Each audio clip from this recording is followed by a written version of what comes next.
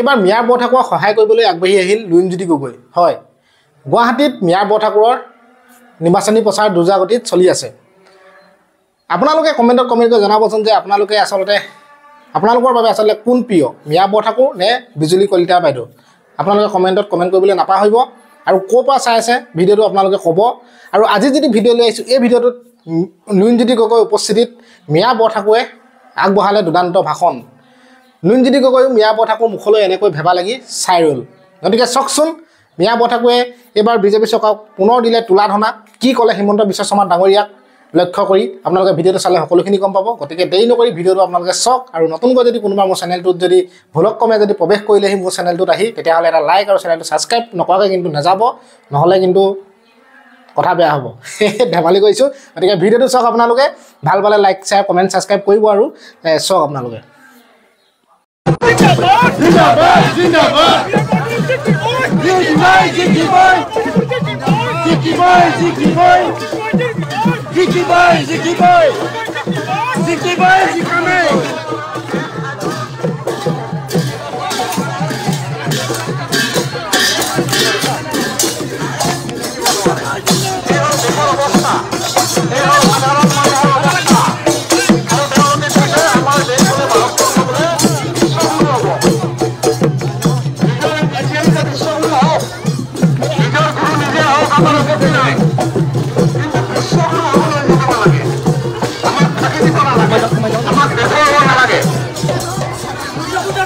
আমাৰ নেতাসকল নেত্ৰীসকল আহি পাইছে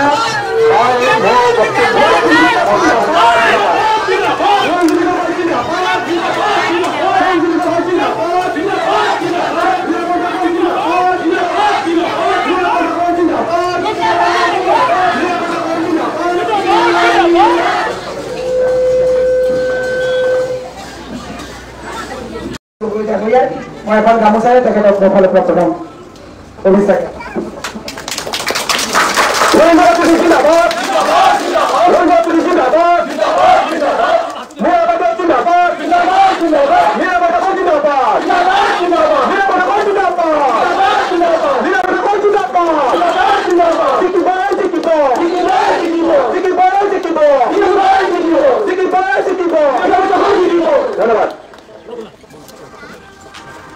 ধন্যবাদ মঞ্চত উপবিষ্ট আমাৰ চন্দ্ৰপুৰ ব্লকৰ সভানেত্ৰী মহোদয়া মঞ্চত উপবিষ্ট অসম জাতীয় পৰিষদৰ সন্মানীয় সভাপতি মহোদয় ৰাইজৰ দলৰ নেতৃবৃন্দ CPI CPM আমাৰ লগত থকা সহযোগী দলৰ নেতৃবৃন্দ আমাৰ প্ৰাক্তন সাংসদ RP শৰ্মা ডাঙৰীয়া আমাৰ অসম প্ৰদেশ কংগ্ৰেছৰ নিৰ্বাচন খেলিবলৈ ওলাইছো 15টা কৰি ৰাজনৈতিক দলে আমাক সমৰ্থন দিছে কি কাৰণে সমৰ্থন দিছে কাৰণ দেশৰ অৱস্থা খুব ভাল নহয় এই বাইদেউ কি গাটো লাগিছে নে বাইদেউ টোপনি দিছে আচ্ছা দেশৰ অৱস্থা ভাল নহয় সংবিধানে আমাক দিয়া অধিকাৰবিলাক আজি তাৰিখত আমাৰ হাতত নাই অধিকাৰবোৰ সেয়ে মই আপোনালোকক বিনম্ৰভাৱে অনুৰোধ জনাইছো যে আপোনালোকে আমাক কিয় ভোট দিব আপোনালোককতো মানুহে সুধিব যে বিৰোধী ঐক্যমঞ্চ আৰু জাতীয় কংগ্ৰেছৰ প্ৰাৰ্থী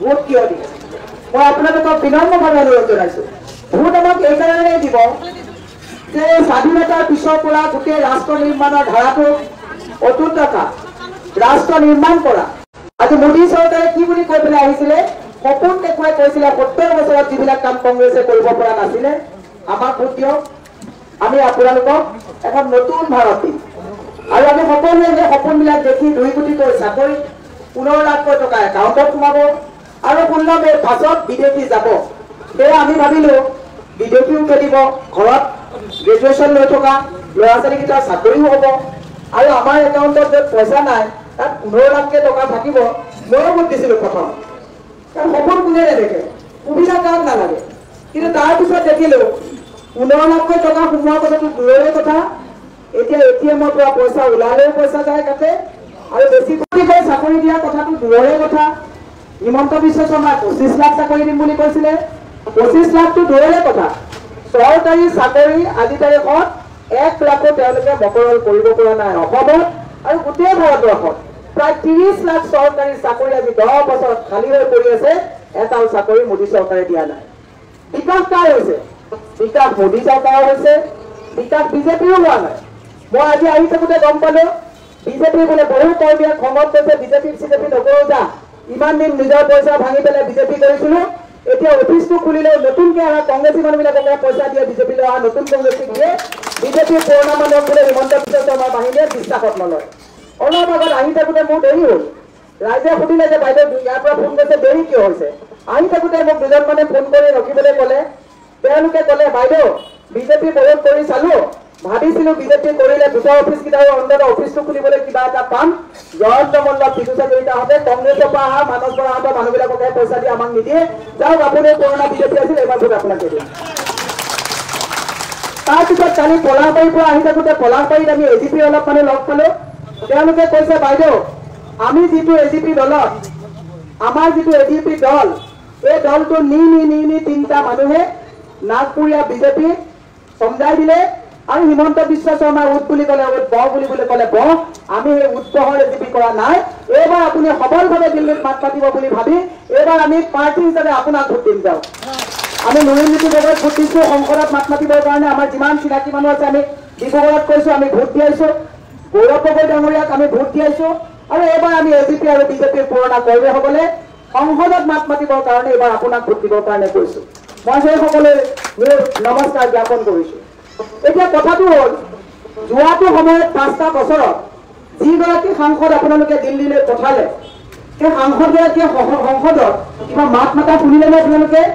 নাই শুনা। আৰু এইবাৰ যিগৰাকী সাংসদক প্ৰাৰ্থিত্ব দিছে তেওঁৰ লগত মোৰ কোনো ব্যক্তিগত বিৰোধ নাই, মোৰ শুভেচ্ছা আছে যে তেওঁ ওচৰে বাকী পলিটিকেলি নহয় বাকী যি কৃপা কৰে কৰক, কিন্তু তেওঁ কৈছে যে মোক আপোনালোকে সাংসদ কৰাতকৈ মই দ্বিতীয়বাৰৰ কাৰণে প্ৰধানমন্ত্ৰীজনক প্ৰধানমন্ত্ৰী হিচাপে মোদীক চাব বিচাৰিছোঁ। তেওঁ যদি ইয়াৰ পৰা গৈ মাতে নামাতে, মোদীকতো 10 বছৰ চালোঁ, 10 বছৰতো আমাক একো নিদিলে, বিকাশৰ নামত কি দিলে মই কওঁ শুনক। তাত তেওঁ ৰিমটটো তাৰ পৰা চলায়, ইয়াত হিমন্ত বিশ্ব শৰ্মা হৈ যায়গা ছাৰ বুলি কয়। বিকাশৰ নামত আমাক এইবিলাক দিলে, 300 ইউনিট বিজুলী ফ্ৰী দিম বুলি কৈ স্মাৰ্ট মিটাৰ লগাই এতিয়া আমাৰ মহিলাসকলক বা পৰিয়ালসকলক এনেকুৱা ৰামঠগন দিলে যে ঘৰত যদি কোনোবা আলহীয়ে দুপৰীয়া ভাত খাই আছে পটককৈ আপোনাৰ পইচাটো নাইকিয়া হৈ লাইনটো কাটি দিলে। তেনেকুৱা অৱস্থা কৰিলে, বিকাশ সেয়া কৰিলে। মহিলাসকলক মই ঘূৰি এটা কথা গম পাইছোঁ, মহিলাসকলক তেওঁলোকে কি কৰিলে। আজি তাৰিখত অৰুণোদয় আঁচনি কংগ্ৰেছৰ দিনতো দিছিলে, এতিয়াও দিছে, ভৱিষ্যতলৈও দিব। মহিলাসকলে ভয় খাব নালাগে, আঁচনি কোনেও কাটিব নোৱাৰে। আঁচনি যিটো দি আছে বেলেগ চৰকাৰ আহিলেও আঁচনি দিব। আমাৰ পুৰণা আঁচনিবিলাকক তেওঁলোকে নতুন নাম দি আঁচনি দি আছে। কিন্তু দুখ লগা কথাটো হৈছে কি, আজি তাৰিখত বিজেপি চৰকাৰ যেতিয়ালৈকে আহিলে আত্মসহায়ক গোট কোনে বনাইছিলে? তৰুণ গগৈ চৰকাৰৰ দিনত আত্মসহায়ক গোটবিলাক বনোৱা হৈছিলে। কিন্তু এতিয়া আত্মসহায়ক গোটৰ মহিলাসকলক কি কৰিছে? এতিয়া আত্মসহায়ক গোটৰ মহিলাসকলক ঘৰত থাকিব নোৱাৰাকে ৰাতিপুৱা 10টা বজাত যিকোনো মহিলা ঘৰত গ'লে মহিলাক আপুনি নাপায়, বাচন হাজবেণ্ডে দিছে, মহিলা 10 গৰাকী গোটাই ইবাৰে পইচা বিচাৰি ঘূৰি ফুৰিছে। মোৰ দুখ লাগে। আজি তাৰিখত অসমত প্ৰতিগৰাকী নিম্ন মানে মধ্যবিত্ত ঘৰৰ যদি মহিলা এইমাত্ৰ যদি প্ৰেচাৰ ষ্ট্ৰক কৰি ঢুকায় জানিব যে হয় আত্মসহায়কৰ ধাৰ মূৰত আছে, নহ'লে মাইক্ৰ' ফাইনেন্সৰ ধাৰ লৈ মৰিছে, নহ'লে হিমন্ত বিশ্ব শৰ্মাৰ ফণ্ডিত অৰুণোদয় বিচাৰি তেওঁলোকে ধাৰ হৈ মৰিছে। আগত কেনেকুৱা আছিলে? আগতে তৰুণ গগৈ চৰকাৰৰ দিনত কি কৰিছিলে? কম দামত বস্তু দিছিলে, আঁচনিও দিছিলে। কিন্তু আপোনাক শপত গ্ৰহণ কৰাইছিলে নেকি যে ভোট কংগ্ৰেছক দিবা বুলি শপত লোৱা কৰাইছিলে নে? এতিয়া আপোনালোকক শুনক, ৰাইজৰ টকাৰে আঁচনি দিছে, তাকো চবকে নহয় দেই, 20%ক দিছে, 80%ক ফৰ্ম ফটোষ্টেট কৰাই বলীয়া কৰাইছে। এই 20% মহিলাক লগাই দিছে যে তোমালোকে নবীনা ছবিনা দীপ্তি আইদেউ সকলোকে কোৱা যে মই পাইছোঁ বুলি কৈ থকা বুলি ঘূৰাই ফুৰাইছে।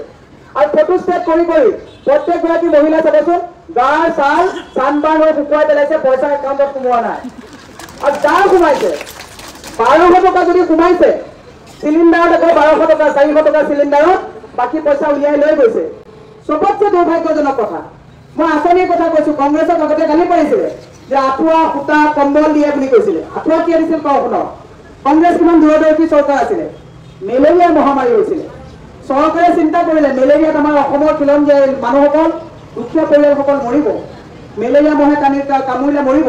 গতিকে মেলেৰিয়া ট্ৰিটমেণ্টযুক্ত আঁঠুৱা দিছিলে যাতে মানুহৰ জীৱন নষ্ট নহয়, মানুহ বাচি থাকক। ফুটা কি কাৰণত দিছিলে? ফুটা এই কাৰণে দিছিলে যে গৃহস্থজনে বজাৰত গৈ দুখ কষ্ট কৰি হাজিৰা কৰি হ'লেও ঘৰলৈ বস্তু আনে, মহিলাগৰাকীৰ পকেট খৰচ ওলায়, সেইকাৰণে চিন্তা কৰিলে যে অলপ ফুটা দিওঁ, শিপিনী অন্তত চাদৰ 6খন বৈ 2খন বিকিব বা 4খন বিকি 2খনৰ নিজে ঘৰত কিনিব। তাৰমানে মানুহক অৰ্থনৈতিকভাৱে ঘৰত আবদ্ধ কৰি মহিলাৰ ডিউটি যিটো সৌন্দৰ্যক বৰ্তাই ৰাখিছিলে। আৰু এইখন চৰকাৰে কি কৰিছে? এইখন চৰকাৰে আপোনালোকক কি কৰিছে? অৰুণোদয় দিম, লাখপতি বাইদেউ দিম বুলি প্ৰত্যেকগৰাকী মহিলাই আজি ঘৰত বুকুত হাত থৈ ক'ব যে আপোনালোকে ঘৰত ল'ৰা ক'ত গৈছে, ছোৱালী ক'ত গৈছে, পঢ়িছে নে নপঢ়িছে চাবলৈ সময় নাই। কাৰণ 10গৰাকীয়ে সদায় অংক কৰি থাকে, 10,000 টকা পালো, ইণ্টাৰেষ্ট ইমান, এইটো এনেকে মাৰিব লাগিব, এইটো তেনেকে মাৰিব লাগিব। আপোনালোকৰ সময়বিলাক তেনেকে নষ্ট হৈ গৈছে, হয় নে নহয়? সেইকাৰণে মই আপোনালোকক কৈছো, এই হিমন্ত বিশ্ব শৰ্মাৰ জালত যিমান মানুহ সোমাইছে, এগৰাকী মহিলাই আজি ঘৰত গৈ শুনিবচোন আপোনালোকে। মই মহিলাবিলাকৰ লগত যাওঁ নহয়, বৃহস্পতিবাৰ বা বেলেগ বাৰ হ'লে গোটেই ভূমিকম্প আহিলে ওলাই যাবই লাগিব, কাৰণ বন্ধনৰ পইচাটো দিব লাগিব। এই পৰ্যায়টোলৈকে আপোনালোকক লৈ গ'ল। তৃতীয় কথা কৈছো, আপোনালোককতো এইকেইদিনত যে ঘৰে ঘৰে এখন ডুপ্লিকেট ফৰ্ম ঘূৰাই ফুৰাইছে নে নাই? আৰু এই ডুপ্লিকেট ফৰ্মখনত কি কৈছে? অৰুণোদয় জৰীপ কৰিবৰ কাৰণে লৈছে। আপোনালোকে গোটেই লিখা পঢ়া থকাৰ পিছতো সকলো মানে পাহৰি এই ফৰ্মখনৰ আশাত আমাৰ গাড়ী দেখিলে পটককে লুকাই দিয়ে, এই কংগ্ৰেছে কিজানি আঁচনিটো কাটি দিয়ে, বিজেপি হৈছে। বিজেপিয়ে হিমন্ত বিশ্ব শৰ্মাই মাহিলী 1,000 কোটি টকা ধাৰ নললে, দৰমহা দিব নোৱাৰে, এই ধাৰ নললে আঁচনি দিব নোৱাৰে। আৰু এই ধাৰৰ পূজাটো ক'ত দিছে? এটা গেষ্ট্ৰিক 4 টকীয়া গেষ্ট্ৰিকৰ টেবলেটৰ দাম 18 টকা কৰিলে। গমেই পোৱা নাই পকেট কেনেকে কাটি আছে, মহিলাই গমেই পোৱা নাই কেনেকে পকেট টেপ কাটিছে। নাৰী শক্তি, নাৰী বুদ্ধি, আমি সৰস্বতী পূজা কৰোঁ নে নকৰোঁ? আজি এই বুদ্ধি সৰস্বতী মহিলাসকলক অমৃত কলহত মাটি লগাব দিছে, গোটেই হিয়া ঢাকুৰি ঢাকুৰি ঘূৰি ফুৰিছে অমৃত কলহ অমৃত কলহ। কিবা পালে নেকি? কিবা পাইছে নেকি? কোভিডৰ সময়ত আপোনালোকক তেওঁলোকে কি কৰে? থাল মাটি বজালে নে নবজালে? বজালে। টৰ্চ লাইট জ্বলালে নে নজ্বলালে? কোভিডৰ যিটো ভেকচিন দিলে গোটেই ভাৰতবৰ্ষত গোটেই মানুহক বেমাৰী কৰি পেলালে, মানুহ দুৰ্বল কৰি পেলালে। তাৰ পাছতো আপোনালোকে হিমন্ত বিশ্ব শৰ্মাৰ বাকী আছে ফৰ্ম, আপোনালোকে লৈ আছে ফৰ্ম, আমাক দেখিলে ভয় খাই যায় কিছুমান মহিলাই, নাই মই ফৰ্মটো কাটি দিব। শুনক, সজাগ হওক। এইবাৰ যদি নৰেন্দ্ৰ মোদীৰ চৰকাৰ যদি আহে, বৰ্ডিংবিলাক পঢ়িব, এণ্ড্ৰইড মোবাইল ফোন আছে, ভালকে চাব। নৰেন্দ্ৰ মোদীয়ে লিখিছে মোৰ ভাৰত। কথাটোৰ আপোনালোকে গভীৰতা বুজি পোৱা নাই। এইখন আমাৰ ভাৰত। নৰেন্দ্ৰ মোদীয়ে কৈছে এখন মোৰ ভাৰত। এই মোৰ ভাৰতৰ গৰাকী কোন জানে? আদানী।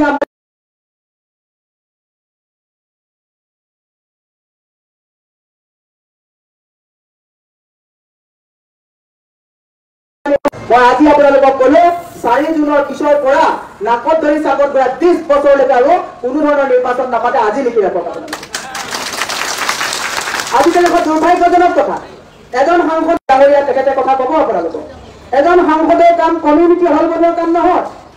আমি আচল পাতি ৰাইজৰ ওচৰত আহ্বান জনাইছো।